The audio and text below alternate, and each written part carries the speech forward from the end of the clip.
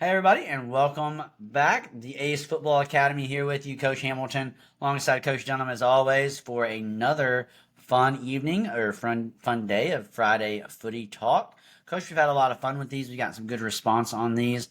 Basically, what we're doing in Friday Footy Talks, guys, is we're just taking random soccer topics and giving our 2 cents on it for about 30 minutes or so. So, Coach, I like the topic tonight because I'm in the midst of dealing with it, and the last time out for one of my teams, we just kind of got shellacked, right? It's a little different, and we'll get into it. But final line score I think was 5-1. Sorry, excuse me, was 5-0. So it was, a beatdown, right? There's some things that happen there that make it a little different that we may or may not get into, but it brings us to tonight's topic of dealing with an overwhelming loss. And when we say overwhelming loss, we are talking about that. Oh my gosh, they got beat 5-0. They got beat 6-1, or they just got manhandled, and it was ugly on the scoreboard. So, gonna dive in tonight, how we deal with it as coaches, how we help our players deal with it, and maybe even a little bit of how we expect our captains and leaders on our teams to handle it as well. Yeah, and not every team deals with this. Yeah. You got your big time teams that are going to tournaments, they're winning tournaments. For them, maybe just losing 3-0 or 2-1. Maybe, you're winning the game 2-0 the whole game, and you end up losing 3-2. It kind of goes in the same lines of dealing with those situations, but mostly you and I deal with those big losses where your team shows up.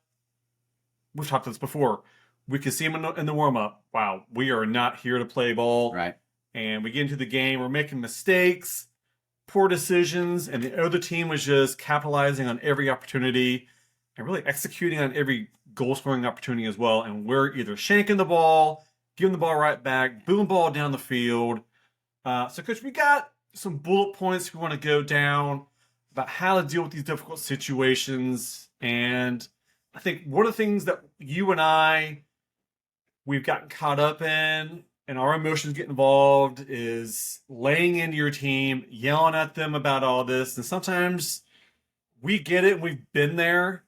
Sometimes you got to sit back and say, all right, what was the root cause of the situation and how can we fix for the following games? Yeah, but I think let's just go back to that. Let's go with acknowledging and dealing with the emotions, right? Yeah. Let's start there. So I'll tell myself a little bit. I did not handle that 5-0 loss very well. It happens. I was Yeah, very I've been there frustrated. I was very Yeah. disappointed, especially in the way it happened. I mean, this is one of those moments where the game was 1-0 with 5 minutes left to play, and then we lose 5-0. So you can kind of picture in your mind what that last 5 minutes of the game looked like. Yeah. So I did not handle that very well. I was upset. I was frustrated. I was disappointed. All those emotions that you brought up a minute ago. And I expressed that to my team after the match. And you and I have kind of talked in recent episodes and in previous episodes where how we handle post-game comments. And I've been very open with my post-game is usually short and sweet because they're not going to listen to you. They're thinking about where am I going to go eat and whose house am I going to that night and can we just go home, right? And I bet you I kept them for 10, 12, 15 minutes after the game. And it was all me just, I'm not a big yeller, so I don't yell, but I wasn't happy, right? Yeah. And in hindsight, I know that wasn't okay, but I also think it's okay that that's how I responded. We'll get into how I followed it up, but the first part is, I think, just acknowledging as for myself that it was okay to feel frustrated because I do hold my team to a high standard and we just didn't perform to that standard. Yeah, and emotions is one of those key factors that we want to dig into. That's why it's number one, because when the game's over, there are those players. It's not just the coaches that got to keep her cool. Is that coach, or excuse me, is that player, are they mouthing off? You just lost the game and you're going to mouth off to somebody on the team? Or mouth off to a teammate. Or maybe even mouth off to a ref or something like that. The other thing you want to prevent, more so boys high school is getting in fights after a game. Maybe you lost and now you're going to confront that kid that got a little chippy, fouled you a couple times. Now you're going to take it out on him. Again, just like you said, you can acknowledge the emotion. It's handling that emotion and controlling it. We understand you're upset. Maybe you're the keeper that let that goal in, or maybe you're the kid that missed the goal 10 times in that game. It's handling those emotions and recognizing, hey, it's one game and we can bounce back from this down the road. So we're gonna circle back to that. Hey, it was one game, but I do think it's important whether it's a coach or player, right? I'm just gonna again keep telling on myself, and I was because I like this conversation. Is that when you brought it up to me, I said I'm dealing with that kind of right now, right? It was we had about an hour and 10-minute drive home, which makes it even worse, Oh, right? So that's all I do on the way home is rewind the game, right? Yep. And so even before I got home, I had sent a message to a couple of players on my team, a couple of leaders, like, "Hey, I screwed up. I need you to message the team and be positive and be kind and be like, hey, we just got to get it fixed, right?" And so it is okay to mishandle emotions every now and then. At least this is what I'm telling myself. Right? We're all gonna have those moments where we lose our cool, we don't handle things the way that we want to handle them. But it is goes back to what your whole point is here, acknowledging that. Hey, I was very upset and frustrated with you all, and although my feelings were justified, I handled them the wrong way. And and that goes the same as a player, right? Hey, coach, I know I got very vocal after the game, but my emotions were high and I just didn't handle it well, right? That player smacked my, that player and I had been battling the whole game, and in a handshake line, that player hit my hand too hard, and I just lost it, right? Yeah. And so I think it's one thing to feel it, but as you said, acknowledging how you handled it, and then making any amends that you need to make if you handled it incorrectly. I think the key word here is accountability. As our kids are growing and maturing, we're getting into middle school, we're getting into high school, their ability to control those emotions needs to be held in check. And that's where the accountability comes in. Hey, I made some comments, coach, my bad. Or just like you said, I made some messages to my teams, pretty much saying, hey, I made a mistake. Yeah. It's us being accountable. And that's how we role model controlling those emotions. So accountability is a big topic here. So, coach, we've acknowledged the emotions on that topic. Now we're going to talk about focus on learning from that loss. Hey, what's the root cause of the loss? Did we just not show up to play a game? Were we cracking jokes during our warm up? Were we just making bad decisions? Were we shanking the ball in front of the goal? We had everything great up to the attacking. There's different things there that the coach can go over, and how can we work on and fix those for the games down the road? And I think this is where I really like film study, right? And I know a lot of our listeners aren't privileged enough to have that, although it is becoming more and more common within clubs, within schools. So a lot of times, and here's even what I learned when I went back and watched the film of the 5-0 loss we had. It's not as bad as you thought it was most of the time, right? In the moment, it feels awful and feels terrible, but to you, as you pointed out, then you go back and you watch it, and you're just like, oh, we just kept giving the ball away inside our own 18, right? That was the problem. They scored 3 of their 5 goals because we just gave it right to them at the top of the 18, and they just had to tap it in the goal, right? So you kind of learn those things. I think, okay, now, or Chris whiffed the ball 3, great crosses, and Chris just whiffed or mishit 3 different balls that would have made that game 3-2 or 3-3 in critical moments. And so now we can take those and put those into focus in our next several training sessions. I think a big part of this is one of our previous episodes of Friday Footy Talk is the post-game coach talk. You and I are on the same page of keep it short and simple. You're not going to go over the learning opportunity when kids are that frustrated, they're that upset, or they're that, whatever the next word is about feeling down from the game. They're not really going to listen. So keep that conversation short and sweet. Give everybody an opportunity to kind of wind down and move on from the game. That next practice is where this comes in. You've reviewed the video.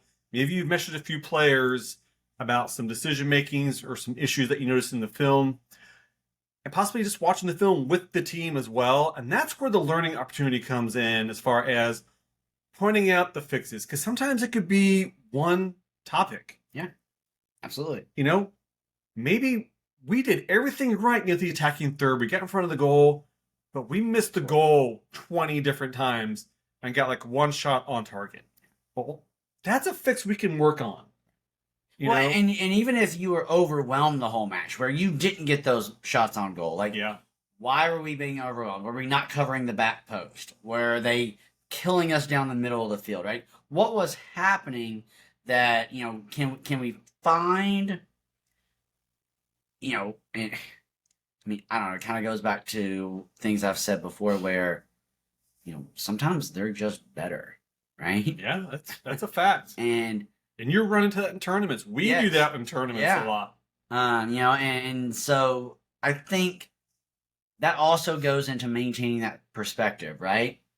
Maybe they're just a class above us, and that's okay, right? But then again, you have to find, did we do 2 or 3 good things throughout each half? Or, hey, look, I know they scored a couple times, but we had it covered. They just put a really good ball in the lower corner, and there was nothing we could do about it, right?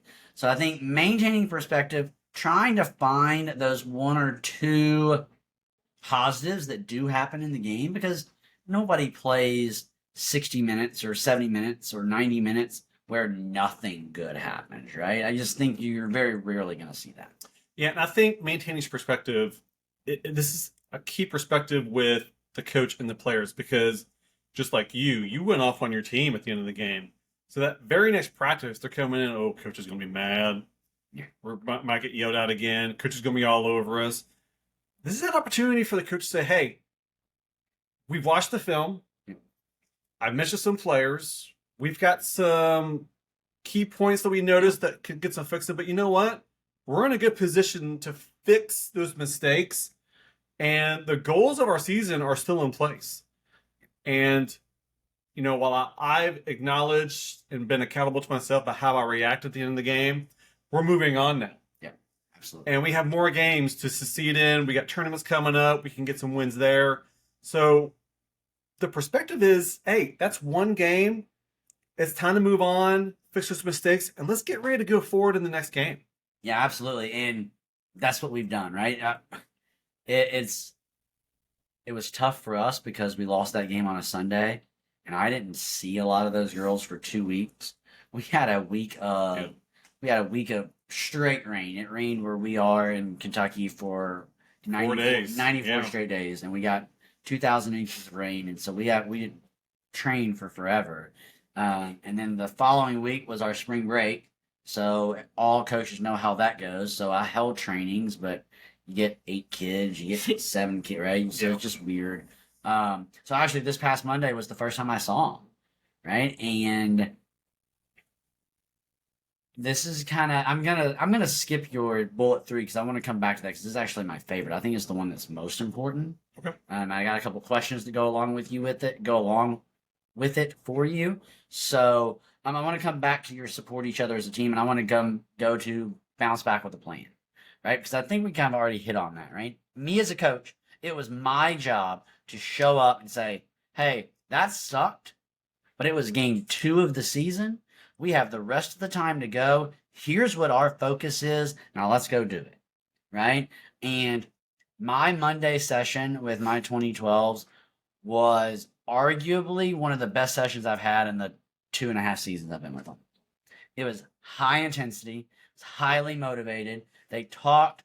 I gave, it was just a high level. I mean, we were at, out of a 10, we were at an 8 or a 9 the entire session, right?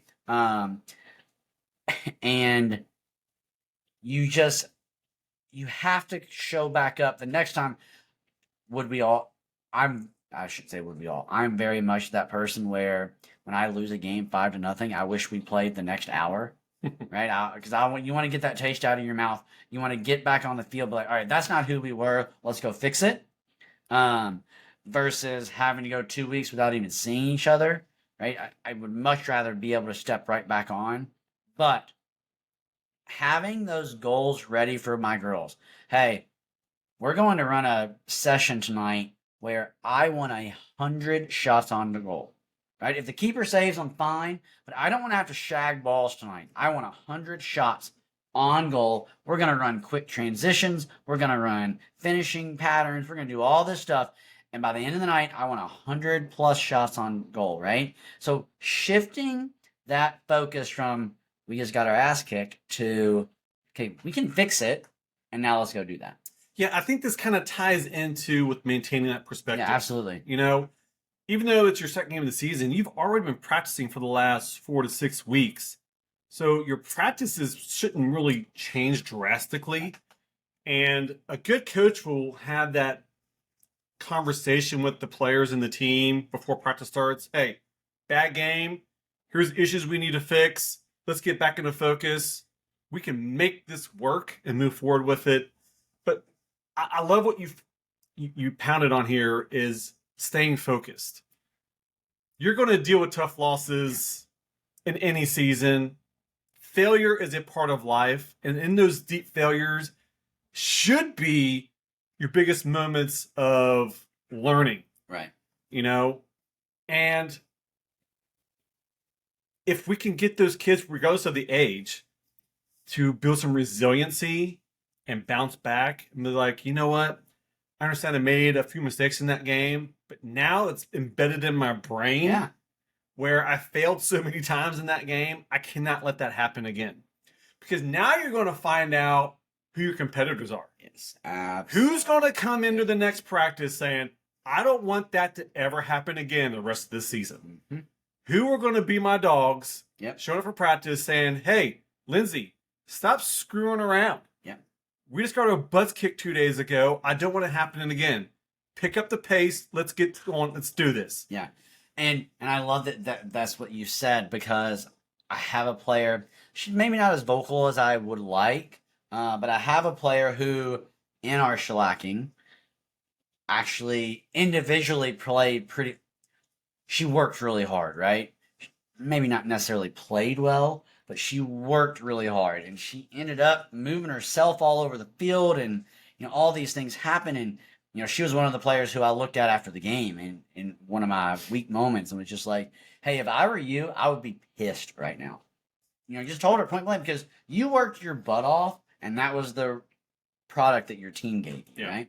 But it has changed her. We've had 2 sessions, and she's been the best player on the field both of those sessions. Nice. I wish she would, to your point, I wish she'd be a little more vocal. But you can't force that out of a player. Some players are just going to do it through their play. And then that's on me as a coach to say, hey, if we were all at Ryan's level right now, we'd be okay. Yeah. Right? And so not only bouncing back with a plan as a coach, but you have to have players who are ready to say, to your point, that is not happening again. Coach, what do we need to do? Let's roll. 100%. And the coaches need to develop that leadership. Just like you said, some players just come in and show it through their play. Yeah. And you're like, man, Heather just worked her butt off. I got one. At a whole new level that I've seen all season. I'm talking to that girl at the end of practice saying, I want to see that every day. Don't ever tell me you can't, because I just watched that level. That's a great point, because that is something that I haven't done with this player. Now, I've been vocal like, hey, if we could all get on, I would embarrass her. And she might not even listen to this podcast, but I do think her parents do. So I don't want to embarrass her or call her out, but I probably do need to pull her aside and say, hey, your play this week is what I need all the time because so I'm glad you put that in my brain because it is something that I definitely need to do. I do it through the course of the training, right? When I say things like, "Hey, Sarah, I see you working. It's not going unnoticed," right? I say those things quite often, but it probably does need to be a private conversation between she and I when I'm just like, "Hey, your bounce back has been awesome." And that's a big part of the motivation. If I've got one, two, hopefully 3 or 4 players who are vocal, Yeah. now we're getting back to our final bullet point here is supporting each other as a team. Sometimes support is another player saying, I need you to pick it up. Yeah. I remember a few years ago, we were watching the women's national team. I think it was the World Cup, and they were not playing well. And you and I discussed, we could see them barking at each other, Yeah. saying, play better. Yeah. I need you to play better. Yep. You could see their mouths clearly saying, I need you to play better Yeah. to certain players on the team. And that's that leadership. If I can get peer-to-peer motivation, that's something that a coach can sit back and say, all right, they've got it under control. Well, and 2 things to that. First is, and did you notice that nobody started crying? Nobody got angry. Yeah. They were just like, yeah, I got you. You're right. I got you. Right? Yeah. Then the second thing is, like, I tell my girls all the time, do you know how much more of an impact that will have coming from you Yeah. than it ever, they hear it from me every single time we're together. So they don't even listen to me anymore. Yeah. But if you were to look at them and say, hey, Chris, I need you to make that run. Like, hey, Chris, you got to get to that ball. Right? Then all of a sudden, Chris goes, shit. My own teammates are seeing that I'm not putting forth my ace. And now that is just so much more powerful. And again, we want to encourage teammates, right? And I'm big on that. Hey, I'm not calling you out, I'm calling you up. And there's nothing wrong with me saying, I've seen your best, and you're not giving me that right now. Yeah. You know, are you hurt? Are you tired? Do you need a sub? Or I need you to pick it up. And there's nothing wrong with that. One of the things that I don't know what the word, I don't want to say it frustrates me, I guess concerns me the most is today's players aren't building resiliency. They're not building or developing a mental toughness. I didn't get enough playing time. I'm gonna cry about it when I get in the car. Or so and so yelled at me on the field. Or you know, we lost a big game and now I'm gonna quit soccer. Yeah. You know, we should be pushing our kids to understand failure and difficult moments is a part of life. And you've got to develop that resiliency and that mental toughness to bounce back. And just like you said earlier, part of the bounce back plan is the player themselves coming to practice, wanting to push forward, wanting to get better, wanting to make sure that doesn't happen again. My competitors. So, like I said, the concerns that I have today and today's players is such a lack of resiliency where the parents have to start saying, hey, I need to step back. Instead of going in and yelling at the coach about whatever the problem is, I need to get my player to understand this is part of life. Yeah. So we got about 5 minutes left here, Coach. I told you I had a couple questions for you about this support each other as a team moment, right? Okay. I'm in the midst of still kind of dealing a little bit with the fallout of the shellacking we had because in that moment, in those final 5-minute moments, it was very clear that a select few of our players were not supporting each other as a team. As a matter of fact, at one point, in one of the 4 goals we gave up in the final 5 minutes, we gave it up because A ball went off the post. They put a ball in and went off the post. Came back onto the field to play, and instead of reacting and playing, I had my outside back and my goalkeeper screaming and yelling at another one of their teammates because she wasn't getting back or whatever, right? And so the ball's live, right? That's not a moment to do that. So in those moments after this overwhelming loss, when you know emotions were high, you know the girls are frustrated, you know your team expects better of themselves, but you also know that, okay, as a coach, I have to step in and address that. And then, of course, you talk to a couple of your leaders and they tell you, hey, player X was awful the whole game on the field, right? And how, as a coach, do you handle that moment where we are trying to bounce back? We are trying to move forward. We are trying to say, hey, this was a one moment, this was a one game thing. This is not who we are. But there are some attitudes, there are some issues that you as a coach do have to address. How do you go about doing that? Do you just kind of say, hey, let's just hope it doesn't happen again, right? This is a one-time thing. How do you handle that as a coach? And I'm asking you that as like a personal question. First of all, I think the first question is, and I think you already alluded to this, is this something this player does game to game to game to game, where every little mistake, they're beating up on somebody? Or is this a single game where their emotions got the best of them that day? And I think that's being handled in two very different ways. Correct. I think either after the game, you've already had your post-game talk, you're having a one-on-one conversation, say, hey, wasn't your best today. Let's move on. You may owe some players an apology. Yeah. But let's move on from there and let's be better than that. However, if this is a situation where game after game after game, I'm probably having a conversation with them a couple times before the next game saying, every practice, I need to hear 5 positive remarks, and I need to hear it.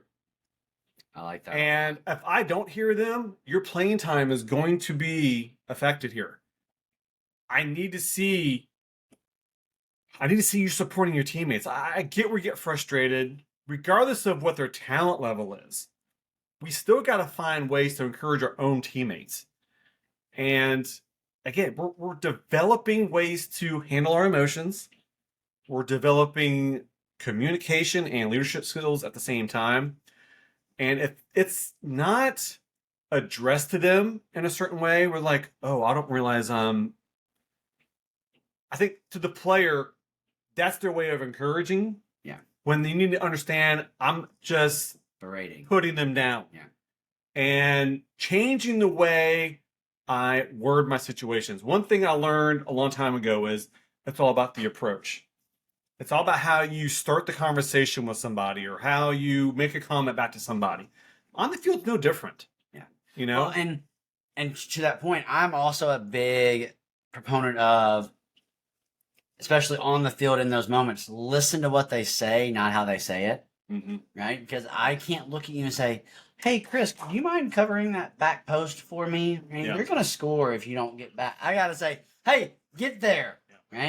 Right? So I do think that that approach is important, but it is, I'm glad we talked about this tonight, Coach. Dealing with an overwhelming loss, you hope it doesn't happen to your team very often, but I think all of us, especially the levels that you and I coach, it is safe to say it happens once or twice a season where you have to have that bounce back plan. You have to have a group that's going to support each other.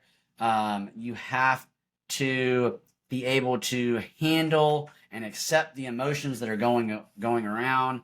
But most importantly, you have to move forward, right? And everybody has to understand that that's not who we are as a team, and we will get it the next time we step on the field. Coach, a lot of fun tonight. Coach Hamilton, alongside Coach Dunham, we are the A.C.E Football Academy. This has been your Friday Footy Talk. Go kick some A's.